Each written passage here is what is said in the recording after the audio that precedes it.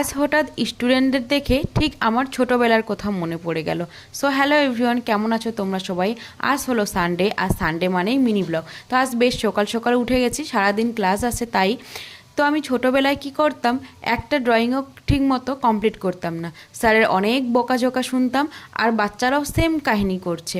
তাই আমি বলেছি আগের সপ্তাহে যারা যারা হোমওয়ার্ক করবে না 50 টাকা ফাইন দিবে, প্লাস কান ধরে দাঁড়িয়ে থাকতে হবে। সেই ভয়ে তারা সব হোমওয়ার্কে করে নিয়ে এসছে। আর ক্লাসের শুরুতেই যখন তাদের হোমওয়ার্ক দেখলাম তখন মনটা ভালো হয়ে গেল যে না, বাচ্চারা আমার কথা শুনেছে।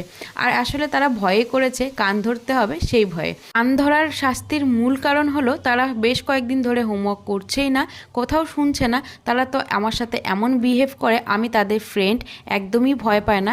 ওরা ভাবে আমি তাদের ফ্রেন্ড, আর এভাবেই মিশে আমার সাথে। আচ্ছা, তোমরা কে কে ছোটোবেলায় এরকম ফাঁকিবাজি করতে কমেন্টে জানাও তো। সো দেখা হচ্ছে next video. Thanks for watching, bye bye.